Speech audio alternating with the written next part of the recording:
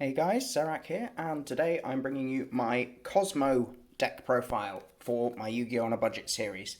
This deck was inspired by Yacine's videos around Kozmo, so if you haven't seen those, please go and check them out. So I've adapted this down to a budget build for you guys. So Kozmo came out about 5 years ago and was a really popular archetype at the time. It's got really cool theming, being a sort of mishmash of Wizard of Oz and Star Wars. So let's get into the profile. To begin with, we have the big boy himself. We have Kozmo Dark Destroyer. This was the chase card of Dimensions of Chaos, the original set it came out in. It was the $100 card at the time, and now you can get them for pence, thanks to recent reprints, mainly in Maximum Gold. So, the Cosmos are sort of two halves. You have the machine half and you have the psychic half. So, the machine halves, if they are on the field, they get an effect. So, if Kozmo Dark Destroyer is normal or special summoned, you can target one monster on the field, destroy it. It can't be targeted, and then all the machines have an effect where if they're destroyed by battle or card effect and go to the graveyard, you can banish one card you can banish themselves from the graveyard and special summon one of a lower level. Dark Destroyer is fantastic for the deck. It's removal. It's an OTK machine. It continually builds incremental advantage. Even after it's removed, you bring it back so easily. You just continually cycle through these. And at the time when this came out, it wasn't how does your deck out Dragoon, it was how does your deck out Dark Destroyer. So you had people playing cards like Utopic Future, F-Zero Utopic Future, to out this card specifically. We then have one copy of Kozmo Forerunner. This is, again, cannot be targeted. During a standby phase, gain 1,000 life points, which is more relevant than it looks because most of your Cosmos have you paying life to activate their effects. And then, if it's destroyed by battle or card effect and goes to the graveyard, banish this card, special summon one from your deck with a lower level. And then the final ship we're running is Kozmo Slip Rider. Kozmo Slip Rider is like Dark Destroyer but for monsters. Only it can be targeted because it's a bit smaller and will search out a level 4. But again, the back row removal from this card is very nice to have. So that's all the ships we're running. We're mainly focusing on essentially just abusing the on-summon effect of Dark Destroyer and Slip Rider, and the fact that Dark Destroyer is a really easy to get out 3k untargetable body, so we can just make OTKs very easily. We then have one copy of Kozmo Dark Lady. This is a nice monster negate. All of the sort of pilot, the psychic Cosmos, have an effect where you can quick effect banish them and special summon one that's a higher level from your hand. So this is how you get your machines onto the field.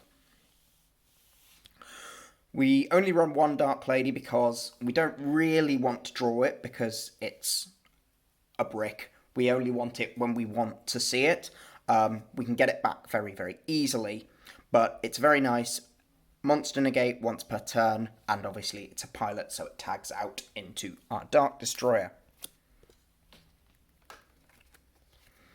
We have one copy of Kozmo Farmgirl, victim of a recent price increase, but the gold copies are still relatively cheap, but it does mean you have to run gold copies. Same effect, you can banish this card, quick effect, special summon one level 4 or higher Kozmo monster from your hand, and when this card inflicts battle damage, you get to pay 500 and search. So this is how you facilitate a lot of your OTKs. You say destroy a Dark Destroyer, or a Dark Destroyer gets destroyed, you summon a Farm Girl, you attack them, get some damage in with the Farm Girl, search a Dark Destroyer, tag out, and on an empty board that's essentially a free 4,500 damage.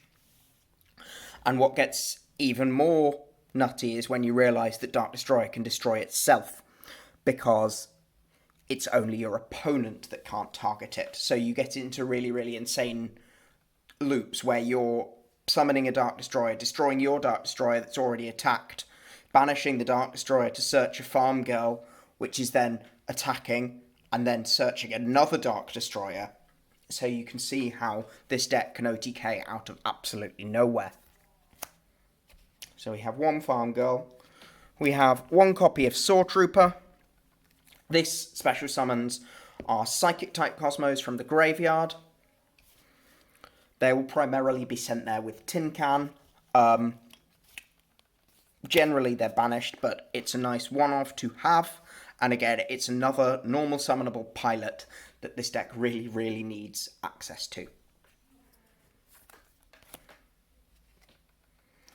We then have two copies of Kozmo Strawman. This is another card that's really, really good for OTKs because it brings back your Dark Destroyer that's banished and then destroys it during the end phase. So A, you get to bring back a 3k body. It doesn't get its pop because its effect's negated, but when it is destroyed, it will go to the graveyard, you can banish it and search another Kozmo.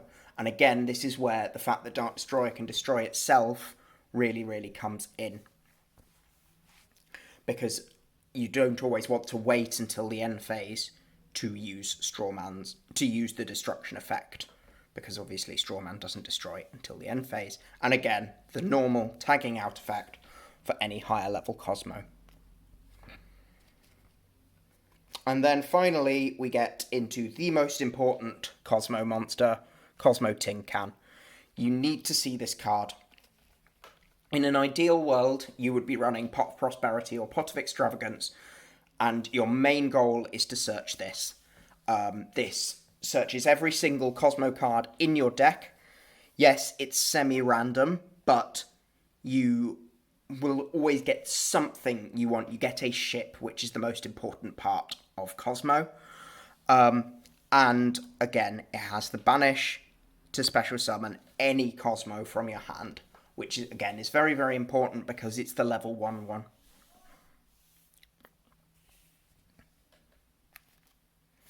So that's it for the Kozmo monsters. Now we're running one hand trap, and the hand trap we're running is Dimension Shifter. We don't use our graveyard a whole lot. Kozmo Tin Can is one of the few cards that uses our graveyard, and we pretty much never use it going first or going second until the end phase. And Kozmo Tin Can still searches even if the cards are banished. So it doesn't matter in that regard that we are hurt far less by Dimension Shifter than most other decks. So Dimension Shifter is essentially a 2-turn, every card is banished, as long as you have no cards in your graveyard.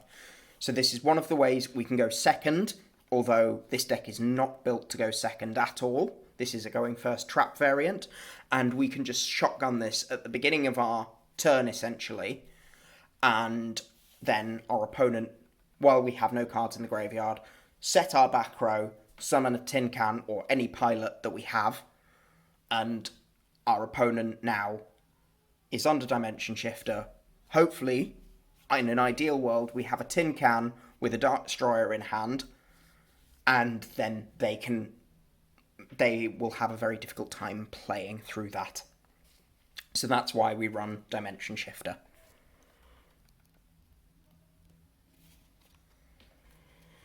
We then have 3 copies of Kozmo Town. Kozmo Town is a really, really good card for the deck. It recycles any of your banished Kozmo monsters, whether it's a ship, a Tin Can, a Farmgirl, whichever you need, it's recycled. And that's why we can get away with running 1 and 2-ofs of a lot of the Kozmo cards because they're so easy to bring back in this deck. Then if we draw so many Kozmos we can't do anything, we can put some of them back and redraw. And then if this card is destroyed by a card effect, we can search any Kozmo card. And again, with Slip Rider, we can destroy this very, very easily.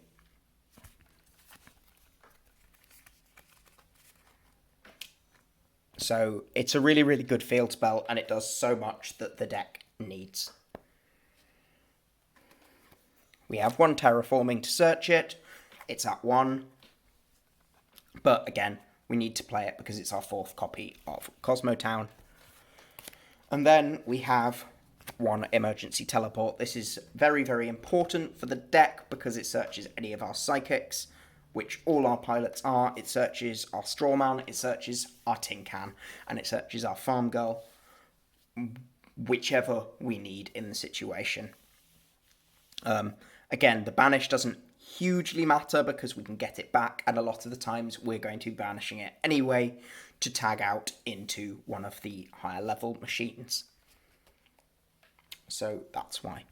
So, onto the traps now. This is a trap variant. We are running Trap Trick, so because I think that's the best way to combat the very heavy combo type meta at the moment. So we have 3 copies of Lost Wind. This is obviously very, very good. For us, it's effect negation that we can search with Trap Trick. It recycles itself if your opponent summons a monster from the extra deck, and it's attack reduction for when you're pushing through damage with Farmgirl for OTKs. So it's just a very, very useful all-round card for us. We then have, because it's a trap deck that doesn't use its extra deck, we have 3 copies of Dogmatika Punishment, because removing 2 cards for no downside is really, really, really strong. So that's why we're running the 3 copies of Dogmatika Punishment. It's searchable with Trap Trick. We don't summon from our extra deck at all, and you'll see that I've literally just cut the extra deck down to the punishment package because we don't need it. And if you wanted to run the optimum version of this deck, then you would obviously be running Extravagance or Pot of Prosperity, and you would run a full extra deck. But for us, we don't need that. So we're running the full playset of Punishment. We then have 2 copies of Trap Trick. Searches are Disruptive Traps, is a really, really useful card for us. You know what Trap Trick does. Searches any of them, can be activated that turn, but you cannot activate any traps after this card resolves. So the main thing this card is doing is searching that 1 trap you need. So if you've got a punishment, but you really, really need a Lost Wind as well, then your Trap Trick does that. You fire off your punishment, you destroy 2 things, then your opponent thinks they can extend, and suddenly you hit them with the Lost Wind. And then we're running Kozmo. We're running 2 copies again for Trap Trick. This is non-targeting, non-destructing removal and graveyard hate. It destroys your own Kozmo monsters, so you can destroy your own ships to search other ones from your deck, obviously. And again, this card outs Dragoon, it outs non-targeting stuff, and it banishes cards from the graveyard, which is just very, very useful and is searchable with Trap Trick. And now for, again, this is the card that Yacine inspired me to put in this deck. This is Back to the Front. It's essentially a Call of the Haunted / Monster Reborn, but it's a trap card, and it's a normal trap card, so it's searchable with Trap Trick, and it doesn't negate the monster effect. And it was also just reprinted in the new Machina structure deck. So now Tin Can, when its effect goes off, sends, obviously you pick 3 with different names, your opponent randomly chooses 1, and you add that to your hand. The others go to the graveyard. So if you don't get a Dark Destroyer off Tin Can, because it goes to the graveyard, well, if you've got Back to the Front or Trap Trick, you still have access to that Dark Destroyer. And because it doesn't negate its effect, it's a free pop on your opponent's turn, which can interrupt them at a critical point in their combo. And again, Dark Destroyer isn't a hard once per turn, I believe. So you can continually use this, even if you have a Dark Destroyer in hand. If you've got one in grave, you can, and you've got a pilot on board, you then have easy access to 2 pops. And this just brings back any Kozmo monster from your graveyard, which gives you material for tagging out if that's in your graveyard, or it gives you a ship. So it's just a really, really useful card. And as I said, it's searchable with Trap Trick.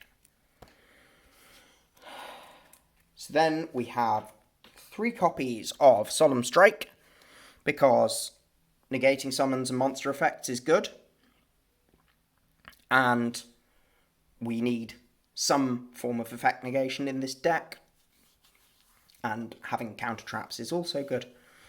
This could be any Solemn, it could be Judgment as well. I went for Strike this time round, but tune it to how you want.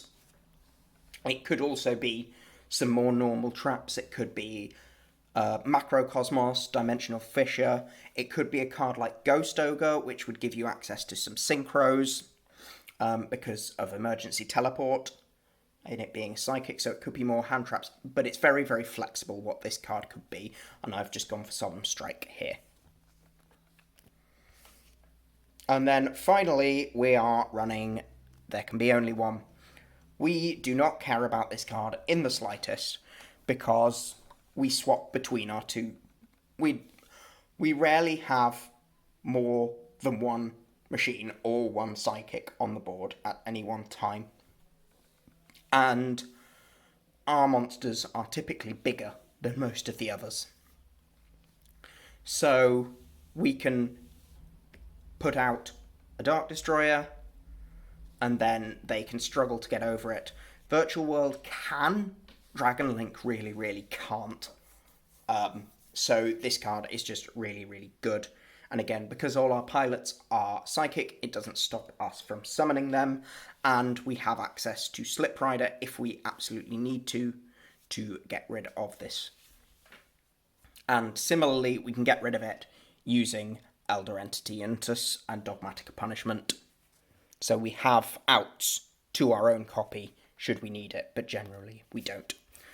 So that's the main deck, and now for the extra deck, as I said, what I've done is I've trimmed it down to just the punishment package, because the percentage points you get for having a full extra deck with this deck are very minimal compared to the amount you'd pay, and the only reason you run a full extra deck in the optimal version is because you're running Pot of Extravagance or Pot of Prosperity. So that's why I've cut it down.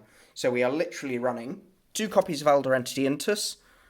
This could be bumped up to 3, but it's getting more and more expensive. It's nearly £5 a copy at the moment. It's about £4, £5 a copy at the moment. So I've chosen to just keep it at 2 for the purposes of this. But it could be run at 3 if you have 3. And then we have 2 copies of Wind Pegasus at Ignista. Now, this you probably haven't seen before, unlike Elder Entity Intus, which obviously every deck seems to be running at the moment, because Punishment is a really, really strong card. This, if it's in the graveyard and a card you control is destroyed by battle or an opponent's card effect, you can banish this card from the graveyard and then target 1 card your opponent controls and shuffle it into the deck. So it's not as good as Intus because it's a delayed effect, and it also has slightly less attack, but it's a very, very cheap option that we can use with Dogmatika Punishment, and it's an option that your opponent won't necessarily see coming. So that is my Kozmo deck. Please like, rate, subscribe, share it with people.